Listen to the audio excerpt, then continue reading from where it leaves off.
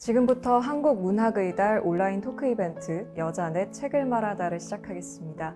반갑습니다. 저는 오늘 진행을 맡은 유튜브 채널 겨울서점의 주인장 김겨울입니다. 일본에 계시는 독자 여러분, 그리고 지금 한국에서 보고 계신 독자 여러분 모두 반갑습니다. 오늘의 토크 이벤트는 오사카 한국문화원과 한국출판문화산업진흥원이 함께 기획한 토크 이벤트입니다. 오사카 한국문화원은 일본에 계신 분들께 한국의 문화를 소개하고 또 그 매력을 전파하는 일을 하고 있는 곳인데요. K-팝부터 시작해서 한국 영화, 문학, 또 음식까지 다양한 한국의 매력을 일본에 알리고 있습니다. 그리고 한국출판문화산업진흥원은 한국 도서의 해외 진출과 인지도 확대를 위한 여러 가지 지원 사업을 벌이고 있는 곳이기도 합니다. 오늘은 그중 토크 이벤트 시간으로요. 일본에도 번역되어 화제를 불러일으킨 두 분이 쓰신 너무너무 좋은 책이죠. 여자 둘이 살고 있습니다를 통해서 한국 사회와 또 한국 문학에 대해서 소개하는 시간을 가져보려고 합니다. 네, 그러면 오늘의 토크 이벤트 출연자분들을 소개해 드리도록 하겠습니다.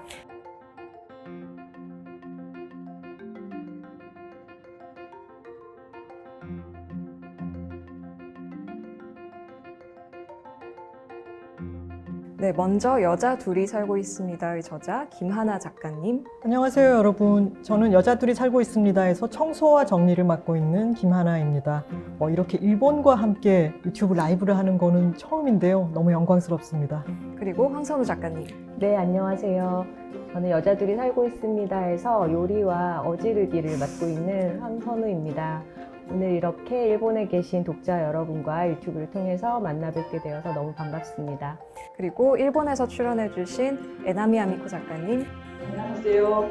에나미アミコと言います。私は京都で芸術大学で教える傍ら、日本の小説について、たくさん新聞や雑誌で紹介をしています。韓国の文学についてのガイドブックにも、寄稿しています。これまで、翻訳小説を日本で紹介する場合はアメリカやヨーロッパの小説が多かったのですが、ここ3年ぐらいは韓国の小説をたくさん紹介できることが増えてとても嬉しく思っています。お二人の作品を拝読してとてもお会いすることを楽しみにしていました。今日はよろしくお願いします。 네, 그러면 좀 책 소개를 하면서 이야기를 시작을 해보면 좋겠습니다. 이 여자 둘이 살고 있습니다 라는 책이 오늘의 주제 도서인데요. 여자 둘이 살고 있습니다는 완벽한 싱글 라이프를 즐기던 두 여자, 김하나 작가님과 황선우 작가님이 단순한 룸메이트도 아닌, 혼자도 결혼도 아닌 조립식 가족을 이루어서 한 집에 살며 벌어지는 이야기를 담은 책입니다. 한국에서는 2019년에 발간된 이래로 쭉 계속 화제가 되었던 책이고, 일본에서도 올해 2월에 드디어 번역이 되어서 출간이 됐는데요. 일본의 반응이 좀 궁금합니다. 에나미さん께 여쭤보고 싶습니다. これちょうど今日本で出ている有名なファッション誌なんですけれども、この中に韓国のカルチャー特集が組まれていて、お二人の本もちゃんと紹介されているんですね。で、エッセイで読みやすい分、やっぱり普段文学を読まない人にもとても受け入れられて、たくさんの読者をお持ちだと思います。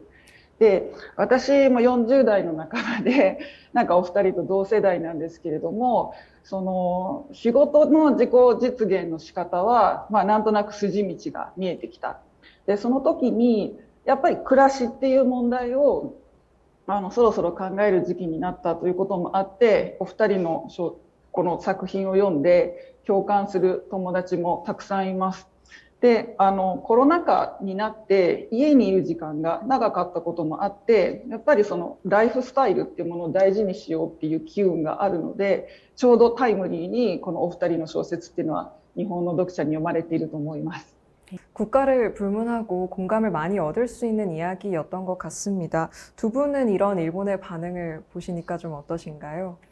제가 먼저 말씀을 드리자면 에나미상께서 소개해 주셨던 것처럼 일본의 잡지에 저희 책에 대한 소개나 리뷰 기사가 실리기도 하고, 또 저희가 직접 인터뷰 요청을 받아서 인터뷰한 기사가 실리거나 저희의 인터뷰를 바탕으로 해서 재구성한 화보가 실리기도 하는 등 되게 다양하게 일본의 잡지에 소개되는 걸 볼 때 저에게 좀 특별한 감흥이 있는 것 같아요. 왜냐하면 제가 패션지 기자로, 에디터로 오래 일을 했기 때문에 지금 소개해 주시는 그런 일본 잡지들을 저도 독자로서 굉장히 열심히 봤었거든요. 오랫동안 그렇게 봐온 매체들의 저의 이야기, 저희의 책이 소개된다는 게 저에게는 아주 특별한 즐거움을 줬던 것 같습니다. 정말 재밌는 시대를 살고 있는 것 같습니다. 예전이었다면은 일본의 책이 번역이 되어 갔고 그리고 반응이 좋대더라. 참 신기한 일이다 정도로 생각했을 텐데 지금은 SNS를 통해서 일본의 독자들이 딱 덮자마자 감상을 SNS를 통해서 아주 적극적으로 표현을 해주셔서 실시간으로 이 책을 읽은 바다 건너의 사람들의 반응을 알 수 있다는 게 너무 흥미진진하고 감사하게 느껴졌습니다. 네, 그러면 좀 본격적으로 작품에 대해서 이야기를 해보면 좋을 것 같아요. 이 책을 쓰게 되신 계기, 또 이 책을 쓰게 된 배경에 대해서 먼저 좀 여쭤보고 싶습니다. 에피소드가 너무 넘쳐나서 둘이 같이 살다 보니까 그리고 둘 다 서로를 웃기려는 유머 욕구가 아주 많은 사람들이라 웃기는 일들이 계속해서 일어났습니다. 그래서 그걸 트위터라든가 인스타그램을 통해서 공유를 하기도 하고 친구들에게 이야기를 하기도 했더니 니네 둘은 글을 쓰잖아. 책을 한번 같이 내봐. 이런 얘기들을 많이 해줬고 저희 스스로도 이거 책으로 나와도 재밌겠는데? 라는 생각을 하고 있던 차에 정말로 제안이 와서 책을 쓰게 되었습니다. 저도 정말 재미있게 읽은 책이거든요. 정말 이렇게 술술술 읽으면서 되게, 이런 책을 쓸 수 있어서 너무 부럽다는 막 생각도 들었고, 두 분의 글솜씨에 감탄도 하면서 봤는데요. 사실 책을 읽다 보면 앞서 소개해 주신 것처럼 그 두 분이 맡고 계신 역할이 책에서 실제로도 아마 다르실 텐데, 두 분이 이제 닮은 점도 많으신 것 같고, 하지만 한편으로는 다른 점도 굉장히 많으신 것 같아요. 좀 닮아서 좋은 점, 반대라서 좋은 점, 이런 것들이 있을까요? 반대라서 좋은 점은 한국의 곤도마리에 살다 보니 제가 약한 부분, 특히 청소라든가 정리 정돈에 있어서 되게 도움을 많이 받고 있습니다. 근데 또 뒤집어서 생각해 보면 제가 그런 걸 잘 못하는데 그런 걸 중요하게 생각하는 분과 살다 보니 굉장히 폐를 끼치고 있는 건 아닌가 늘 좀 죄책감이 들기도 하고요.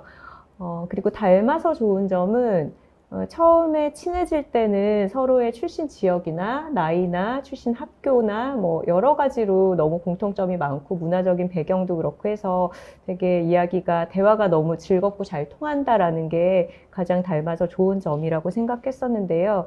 같이 사는 시간이 좀 길어지다 보니 그걸 조금 더 넘어서서 제가 회사를 다니다가 그만두고 프리랜서 전업 작가로 일을 하게 됐을 때 훨씬 더 오랫동안 프리랜서로 일을 해온 그런 선배의 생생한 경험과 어떤 노하우와 조언들을 바로 옆에서 듣고 배우고 할 수 있어서 저에게는 굉장히 도움되는 부분들이 많아요. 부럽네요. 저도 프리랜서 노하우 배우고 싶습니다. 김하나 작가님 말씀 부탁드립니다. 제가 생각할 때 저희가 닮아서 단연코 좋은 점은 술입니다. 네, 저희 둘 다 술을 좋아하고 나이대가 비슷하고 술을 마셔온 어떤 역사라든가 술을 좋아하는 취향이라든가 술 마실 때 트는 음악이라든가 이런 것이 취향이 아주 잘 맞기 때문에 여러분들 너무 잘 맞는 술 친구가 한 집에 살고 있으면은 정말 최고로 좋기도 하고 그게 너무 최고로 좋은 게 이어지기 때문에 좀 힘들기도 합니다. 네, 이렇게 두 분의 얘기를 들어봤는데요. 사실 생활하면서 이렇게 닮은 점과 다른 점을 알게 되기도 하셨겠지만 두 분이 글을 쓰시면서 좀 새롭게 발견하신 부분들이 있을까요?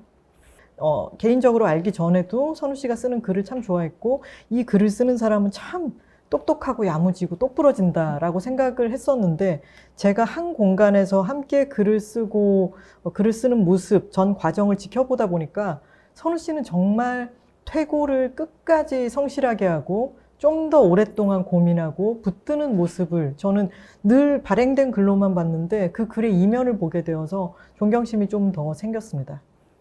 제가 좀 오랫동안 붙들고 앉아서 퇴고를 여러 번 하면서 그러다가 이제 지치기도 하고 약간 글을 보는 신선한 눈도 잃어버리게 되는 면이 있다면 하나 씨는 좋은 점이 글을 되게 기세 좋게 딱 써내려 가고서 딱 손을 떼는 시점을 안다는 거 그게 저한테는 굉장히 과감하게 결단력이 있게 느껴지고요. 그래서 저희 둘이 같이 요즘은 프로젝트성으로 일하고 있는 게 많은데, 그럴 때 서로의 역할 분담도 잘 되고, 이걸 손에서 떠나 보내야 되는 타이밍의 결정이 되게 어려울 때 이 사람에게 물어보면 되기 때문에 되게 믿고 맡기는 그런 부분이 있습니다.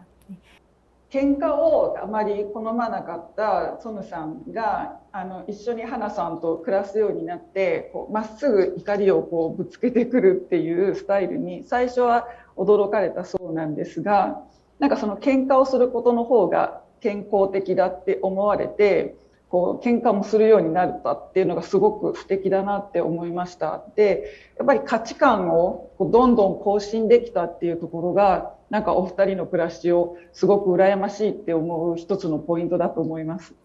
가치관의 갱신이라고 말씀을 해주시니까 저희가 살면서 우리가 뭔가 발전해 나가고 있다라고 하는 느낌을 가졌던 것을 말로 아주 명료하게 정리를 해주신 것 같아서 참 고맙습니다. 네, 그럼 다음 질문으로 넘어가 보겠습니다. 이 책의 구성을 보면요. 어떤 단문이 교차되는 방식으로 진행이 되고 있기도 하고 중간중간에 너무 귀여운 고양이 사진들도 있고 또 일러스트도 있어서 좀 쉽게 잘 읽힌다, 쭉쭉 읽힌다라는 평이 많았습니다. 두 분이 각각 카피라이터와 에디터로 오랫동안 생활을 해오셨는데 이제 글을 쓰시는 데 있어서 좀 중점적으로 생각을 하셨던 부분이 무엇인지 여쭙고 싶습니다.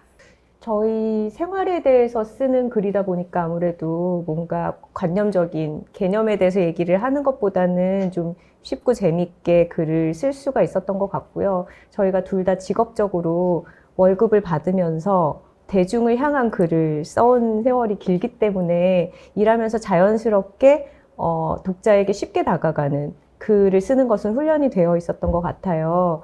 아까 카피라이터와 에디터에 대한 이야기가 나왔는데 그게 생각해보면은 선우 씨가 퇴고를 하는 방식과 제가 첫 번째 기세를 아주 중요하게 생각하는 방식에 약간의 차이가 있는 것 같은데 잡지 에디터는 그 사람의 글을 약간은 자발적으로 독자가 읽는다면은 카피라이터는 지나가는 시선을 붙들어서 이 글을 읽게 만들어야 되기 때문에 그 둘의 글의 호흡이라든가 기세가 조금은 다른데 그게 합쳐져서 어떤 리듬감을 만들어서 책을 더 술술 쉽게 읽히게 만들지 않을까라는 생각도 듭니다. 이 단문을 쭉 쓰시고 나서 배열을 김하나 작가님이 하셨다고 말씀을 네. 들었는데 그 배열하실 때는 어떤 생각을 하셨는지.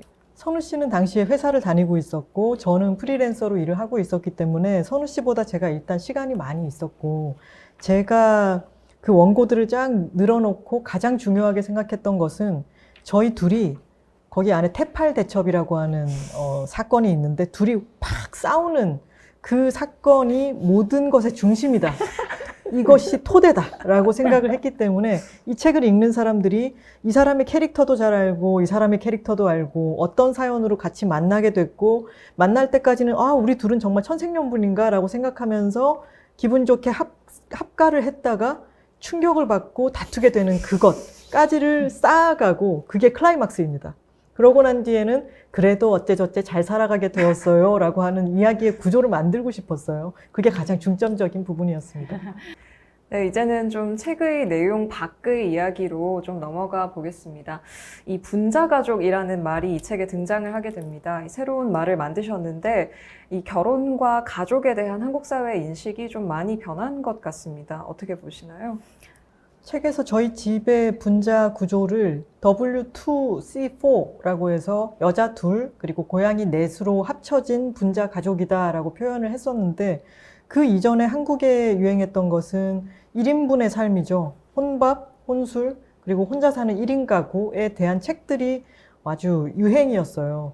저희는 그것을 보면서 저희도 각자 1인 가구로 살고 있다가 이 사람이랑 살아도 재밌겠는데 라는 생각이 들어서 같이 살림을 합친 이야기였는데 저희 둘의 생각에는 1인 가구가 이렇게 많다면 자연스럽게 결혼과 출산과는 다른 좀 결합 같은 조금은 느슨하기도 하고 단단하기도 하고 느슨한 결합들이 아주 자연스럽게 많이 발생할 거라고 생각을 했어요. 1인과 1인이 서로 만나는 방식은 얼마든지 달라질 수 있지 않을까라는 생각에서 이 책을 쓴 것이었는데 실제로 그런 흐름이 많이 가시화되고 있는 것 같습니다. 결혼에 대한 사회의 인식은 굉장히 급격하게 변화하고 있는 게 느껴지고요. 그것은 결국 여성들의 태도 변화가 아닌가 싶어요. 저희 책을 보고 저희보다 이제 나이가 많은 세대의 분들은 결혼을 하지 않는 선택지에 대해서 생각을 못 해봤는데 그것을 신선하게 보여줬다 이런 반응들을 많이 들었거든요. 근데 저희보다 더 어린 세대 30대, 20대, 하물며 10대 여성들은 그런 것에 대해서 너무 모두가 다 따라가야 하는 어떤 루트라고 생각하기보다는 자신이 무엇을 원하는지, 자기 삶에서 무엇을 추구하고 싶은지가 더 중심에 있고 그 가치관 속에서 결혼을 선택할 수도 있고 하지 않을 수도 있는 그런 식의 변화가 여성들로부터 일어나고 있는 거를 저희도 굉장히 강하게 느끼고 있고요. 아마 비슷한 문화권 안에 있는 일본에서도 그런 젊은 여성 독자들의 변화가 있기 때문에 저희 책에 대한 반응도 이렇게 강하게 느껴지는 것이 아닌가 싶습니다.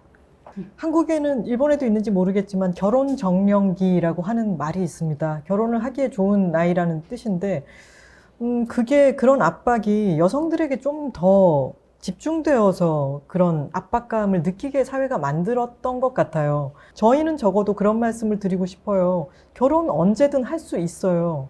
결혼 정년기에 꼭 해야 된다고 쫓기는 마음을 가지면서 급한 선택을 내리지는 않았으면 좋겠습니다. 결혼을 좀 오랫동안 안 하고 있어도 좀 더 천천히 해도 괜찮습니다.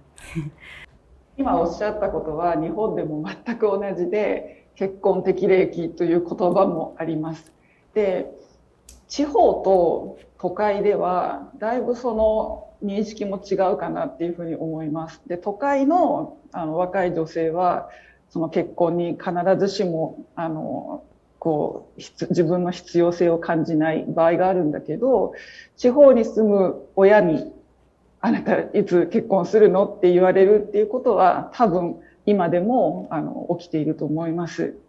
참 똑같다고 하니까 왠지 이렇게 굉장히 친밀감이 느껴지고 하는 부분이 있네요. 日本でマンションを買う場合、もし夫婦で行ったとしても、そのマンションの営業をする人が男の人にばっかり話しかけるっていう問題がよく話題になるんですね。今でもやっぱりその日本で男性優位っていうのが小さいことなんですが、しょっちゅう目の当たりにします。 한국에서도 굉장히 오랫동안 집은 뭔가 결혼할 때 남자가 준비해오는 것, 이런 식의 전통관념이 있었던 것 같아요. 근데 그때는 이제 여자가 경제력이 지금처럼 있지 않고 또 여성들이 결혼해서 일을 지속할 수 없는 사회 분위기가 강했기 때문에 그런 전통이 있었고, 사실은 부동산 가격도 그때는 한쪽에서 일방에서 뭔가 준비를 할 수 있는 그런 여력이 되는 접근성이었던 거죠. 근데 지금 한국에서는 부동산 가격이 사실 너무나 높아지고 있는 와중이라 뭔가 부부라고 생각하면은 양쪽이 정말 경제력을 최대한으로 다 끌어오지 않으면 그 영끌이라는 단어가 한국어가 있는데 영혼까지 끌어온다라는 그런 줄임말입니다. 부동산에 관해서는 그렇게까지 하지 않으면 진짜 자가주택 구입이 되게 어려운 상황이에요. 많은 여성들의 경우에 내가 어떤 곳에서 어떤 장소에서 어떻게 살고 싶은가의 욕망을 결혼의 욕망과 혼동하는 경우가 많은 것 같아요. 그래서 특히나 이제 원가족으로부터 독립해서 혼자 살아보지 못한 경우에 내가 독립해서 나만의 공간을 갖고 싶다라는 이유로 결혼을 결정하는 경우도 가끔 봤거든요.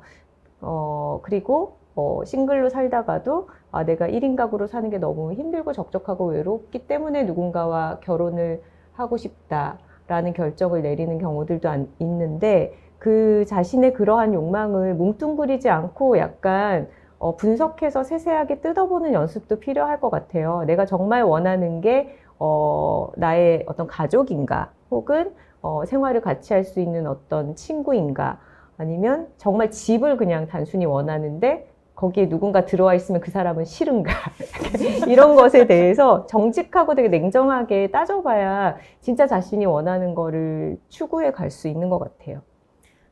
근데 실제로 두 분을 보는 어떤 사회의 반응이나 태도 같은 것도 그 사이에 많이 변화가 있었을 것 같아요. 이 두 분이 가족이 된 지도 벌써 5년이 됐고요. 책이 나온 지도 3년이 되었는데요. 그 사이에 어떤 개인적인 변화라든지 아니면 어떤 사회 인식의 변화라든지 이런 부분에 있어서 좀 변화를 느끼시는 부분들이 있으신지 궁금합니다. 가장 큰 변화는 저희가 함께 산지 2년 됐을 때였던가요? 2년 되었을 때 책을 썼고 그 책으로 인해서 아파트 대출금을 다 갚았다는 것입니다. 네. 근데 그게 저희가 함께 살면서 이렇게 빨리 대출금을 갚게 될 줄도 몰랐고 같이 살면 재밌을 것 같고 여러 가지로 합리적이고 유리한 점이 많을 것 같아서 감행을 한 것이었는데 그게 결과적으로 재미있는 에피소드를 많이 양산하고 그것을 묶어서 책으로 냈더니 이게 선순환을 가져온 것은 저희는 예측을 하고 한 것은 아니었지만 굉장히 큰 행운이었다고 생각을 하고요. 우리가 완전히 진짜 주인이 된 집에 두 주인으로서 함께 살고 있다는 것이 좀 더 우리 둘의 관계를 좀 더 단단하게 만들어준 느낌도 있습니다. 대출금을 갚은 거는 되게 긍정적인 변화였다면 사실 좀 힘든 사건도 같이 겪었는데요. 책에 나오는 저희 고양이 4마리 중에 한 마리를 떠나보내는 일이 있었어요. 2년 전에.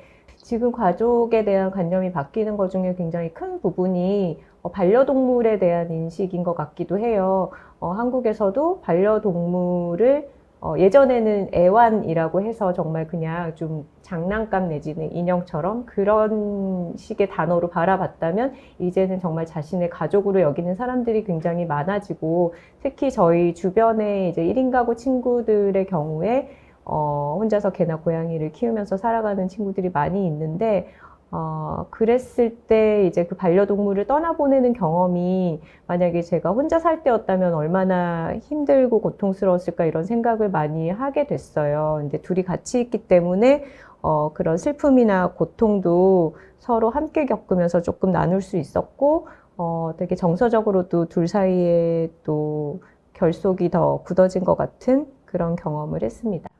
이번에는 일본에서 읽히는 한국 문학에 대한 이야기로 좀 넘어가 볼까 합니다. 일본에서요, 82년생 김지영이 23만 부, 나는 나로 살기로 했다가 50만 부가 판매되는 등 굉장히 한국 문학이 많은 사랑을 받고 있는데요. 그 중에서도 여성, 그리고 에세이, 이 키워드가 좀 많은 사랑을 받고 있다고 합니다.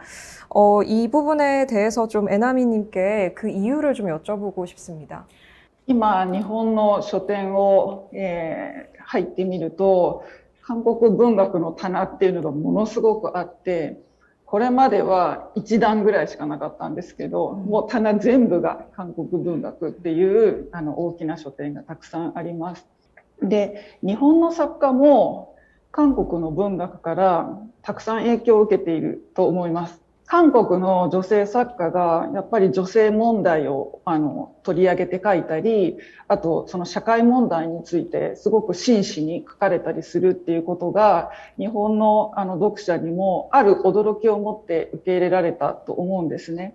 で、これまでは日本の現代の作家がその社会についてあるいは歴史的な負の出来事について直接的に書くっていうことはすごく最近やっぱり少なくなっていたんですけれども、82年生まれキム・ジヨン以降、そのフェミニズムについての直接的なテーマを持つ小説を書いてもいいんだ、あるいは政権批判についての小説があってもいいんだっていう、そういう新しい考え方っていうのが根付いてきて、それは明らかにその韓国文学がその日本の文学シーンにおいて影響を与えた側面だろうなっていうふうに思っています。 지금 한국 서점에 가서 특히 여성 작가들이 쓴 책의 면면들을 보면은 여성 작가들은 어떤 식의 뭐랄까요, 연대감 같은 것을 깔고 있다고 생각을 해요. 그것이 몇몇 사람들의 잃은 각성이었던 때가 이전에는 있었겠지만 지금은 한국 여성 작가들은 어떤 토대가 이제는 형성되어 있지 않나라는 생각이 들고, 그리고 그런 현실적인 고민 같은 것들이 작품으로 다 많이 드러나죠. 한국 여자들은 열받으면 다 씁니다. 그래서 서점에 가서 보면은 그게 어떤 작품이라고 개별 작품을 이야기하기에는 좀 조심스럽고, 그런 것은 이미 좀 공고해지지 않았나라는 생각도 듭니다. 이전에는 그리고 여성들이 쓰는 문학 작품이 당연히 항상 존재했지만 그것을 굉장히 개인적이고 사사로운 어떤 것으로 치부하는 시각이 항상 있었던 것 같아요. 이제는 그걸 되게 당연한 권위로 받아들이지 않고 개인적인 것이 정치적이 될 수 있다라고 하는 각성들이 여러 곳에서 동시다발적으로 벌어지지 않나라고 생각합니다. 네. 全く日本も同じだと思いますね。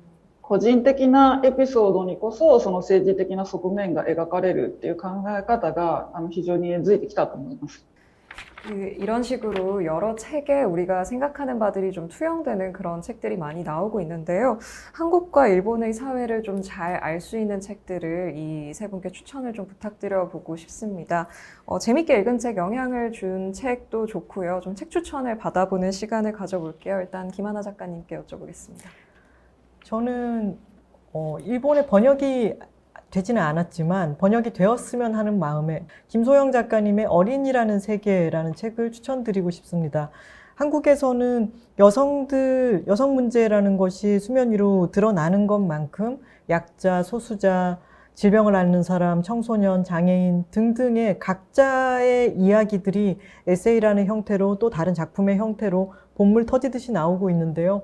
이 책은 약자 중에서도 아주 작고 우리가 한때 그 존재였던 어린이라고 하는 그 세계를 보여주는 책인데 어린이가 직접 쓴 책은 아니지만 어떤 사회가 약자를 어떻게 대하는가를 보면 그 사회에 대해서 많은 것을 파악할 수 있다고 얘기를 하잖아요. 저는 이 책을 읽는다면은 한국이라는 사회에 대해서 지금 현재의 상태와 그리고 어떤 것을 지향해 나가고 있는지에 대해서 어린이라고 하는 렌즈를 통해서 바라볼 수 있게 만드는 책이고 또 아주 귀엽고 재미있고 너무나 잘 쓰인 책이라서 추천을 드리고 싶습니다.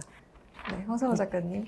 네, 저는 일본에도 번역이 되어 있는 책이어서 일본에 계신 독자님들이 꼭 읽어보셨으면 하는 책을 추천하고자 하는데요. 김온비 작가님의 우아하고 호쾌한 여자 축구라는 책입니다. 아마도 한일의 여성들은 다들 여자답다라는 것에 어느 정도는 가두어져서 성장한 경험이 있을 것 같아요. 그리고 문화적으로 보여지는 어떤 책이나 뭐 영화나 가져오셨네요. 네네. 일본어판입니다. 여러 가지 콘텐츠들에서 되게 여성에게 어떤 이상적인 모습을 되게 계속 좀 강요하면서 그것에서 벗어나는 것을 좀 비정상적인 것으로 규정하는 그런 시선이 항상 있어 왔는데요. 요즘은 여자들이 몸을 쓰고 운동하고 땀 흘리는 모습을 되게 긍정적으로 비춰주는 여러 가지 시도들이 있어서 되게 자유로움을 많이 느끼게 되고 지금 성장하는 여성, 청소년, 어린이들은 훨씬 더 활동의 영역의 폭을 그리고 자신의 자아의 영역의 폭을 넓게 가져갈 수 있지 않을까 이런 긍정적인 생각이 들어요. 이 책도 그렇게 여자들이 아주 때로 나와서 운동하면서 같이 팀워크도 키우고 땀 흘리고 무릎도 깨지고 이런 이야기인데 정말 호쾌하게 읽는 쾌감도 있고 재미도 있고 마음에도 굉장히 힘을 주는 이야기이기 때문에 많은 한일의 독자들과 만났으면 좋겠습니다. 네, 에나미상의 추천도 좀 들어볼까요? 日本でも小説が翻訳されているクオン・ヨソンさんっていう方の今日の魚何食べようっていう食についてのエッセイなんですね。で、郷土料理とかその家庭の味とかがすごくたくさん紹介されていてすごいお腹が減るんですけれども、なんかそのお母さんとの思い出とかその社会との関わり方っていうのもこうエッセイの中にエピソードとして入っててとてもアクセントになっています。まず1冊目はこれです。これもう1冊は小説なんですけれども、チョン・イヒョンさん非常に有名な方の君は知らないという小説です。数えで11歳の少女の失踪事件をきっかけにあるその家庭の複雑さみたいなものが見えてくるという小説になっています。で、その人間の内部にはこう誰にも理解されない暗い部分があるんだっていうことなんかがテーマになっていて、とても上手だし、とてもスリリングな小説で非常に感銘を受けました。でも今はもう本当にたくさんの韓国の小説が日本語に訳されているので、SF 小説もすごくたくさん翻訳されているし、韓国のミステリーもこう翻訳されています。なので本当に好きなものを本屋さんでこう見つけるっていうのがいい時代じゃないかなって思います。 네, 오늘 소개해드린 책들도 많은 분들이 좀 읽어보시는 그런 기회가 되었으면 좋겠습니다. 네, 긴 시간 함께 해주셔서 감사합니다. 벌써 저희가 마칠 시간이 되었는데요. 함께 해주신 세 작가분들 모두 감사드리고 인사 한 말씀씩 부탁드리겠습니다. 선 작가님부터. 네. 네, 코로나 시국이 아니었다면 지금 오사카에서 열리고 있는 한국문화 전시에 저희가 직접 가서 전시도 관람을 하고 거기서 독자분들을 만나 뵀으면 너무 좋았겠다는 아쉬움이 들기는 하지만 온라인으로도 이렇게 얘기 나눌 수 있어서 굉장히 다행이었다라고 생각하고요. 오늘 의미 있는 얘기들 많이 나눠주신 에나미상과 이 자리를 만들어주신 오사카 한국문화원 분들께 감사 말씀드리고 싶습니다. 네, 오늘 이 시간을 통해서 여성으로서 문학을 통해서 한일 양국 간에 함께 다양한 이야기를 나누고 공감대를 형성할 수 있어서 저는 오늘 정말 좋은 시간이었다고 생각합니다. 에나미상께 고맙다는 말씀을 전하고 싶습니다. 今日は本当にありがとうございました。お二人といつの日かリアルでお会いできることを本当に楽しみにしています。そしてこれのぜひ続きがあればぜひ書いていただきたいなというふうに思います。ありがとうございました。 이상으로 한국문학의 달 온라인 토크 이벤트를 마무리하도록 하겠습니다. 긴 시간 시청해주셔서 감사합니다. 앞으로도 한국문학 많이 읽어주시면 좋겠고요. 이상으로 토크 이벤트 마치도록 하겠습니다. 감사합니다. 감사합니다. 고맙습니다.